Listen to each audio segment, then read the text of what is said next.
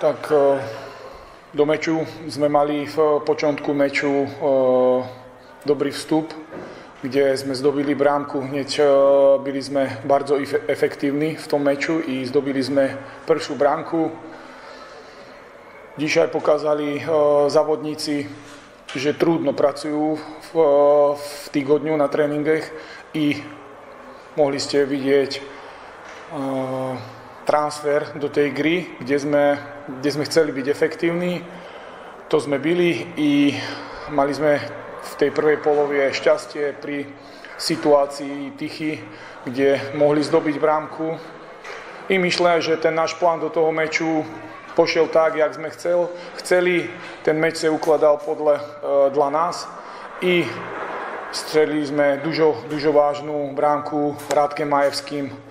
Som rád za него, že mu to tam pošlo dvakrát i vedeli sme, že Tichy będą chcieť niečo zrobiť s tým vynikem i mieli v druhej polove veľkú šancu, kde to skončilo stĺpkem.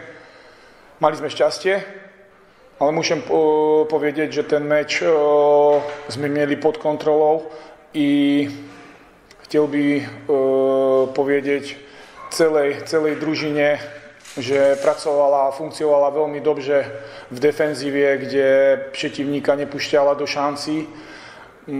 Na oko mieli viac gry i my vedeli, jak chceme grať. Vyšli nám kontry, ktoré sme v týgodňu zrobili. To ma teší, ale najvážnejšie je zainteresovanie závodníkov i ich pomysl, že vedia, čo už chceme, jak chceme funkciovať. I medzi sebou sú zainteresovaní a o tom gadajú už týgodňu či na tréningoch, tak to je dobré čutie do następných mečov, ktoré nebudú ľahké.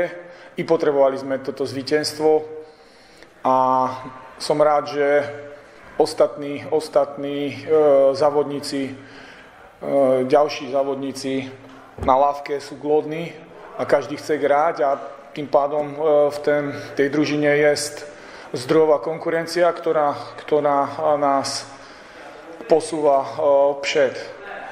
Chcel by som poďakovať družine za víťazstvo. Je to len jedno víťazstvo, musíme ďalej pracovať a funkciovať tak samo, aby sme tie výniky dla nás skořistili.